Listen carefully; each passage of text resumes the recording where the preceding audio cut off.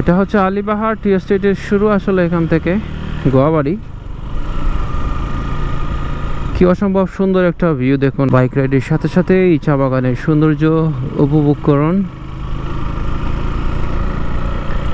সকাল এখন 9:10 বাজে।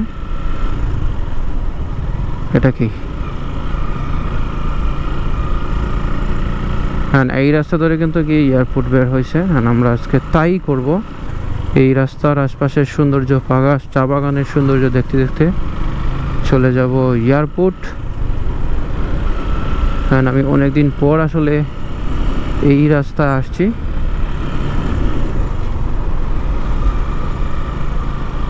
আনকি প্রাণবন্ত চা বাগানের চারাগুলা দেখুন।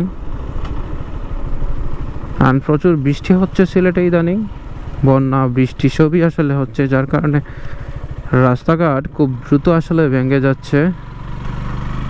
রাস্তাটা কিছুদিন আগে ভালো ছিল, এখন ধীরে ধীরে আসলে ভাঙতে শুরু করছে, অনেকটাই আসলে ভেঙে গেছে এই জায়গাটুকু। হ্যাঁ, কি সুন্দর দেখুন এখানের চারপাশটা।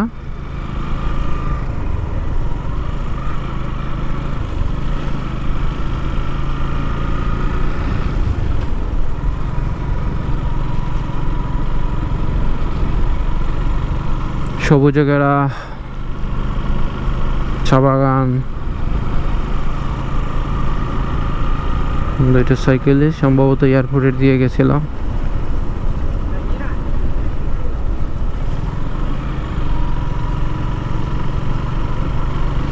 আর সামনে একটি জায়গা আছে, পুরোটা আসলে জঙ্গল টাইপের, দুপাশে আসলে বাঁশঝাড় গাছপালা। সো এখানে ঢুকলে একটু মনে হয় যে আমরা মনে হয় জঙ্গলের ভিতরে চলে আসছি, একটু ডিপ আর কি।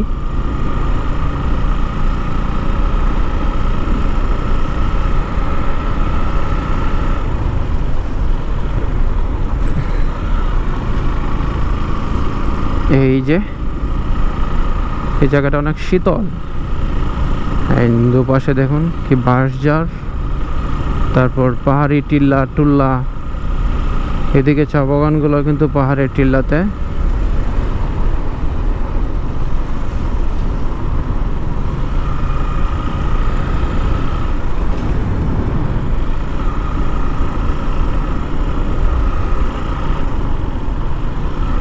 সো এই রাস্তার সৌন্দর্য, চা বাগানের সৌন্দর্য, সবুজ অরণ্য আপনাকে মুগ্ধ করবে। আর এখন আমরা বের হবো গিয়ে এয়ারপোর্টে। এয়ারপোর্ট 22 টিল্লাতে আমরা যাব আসলে, সামনের ডেস্টিনেশন আমাদের কিন্তু 22 টিল্লা। সো যাচ্ছি আসলে সেই দিকেই।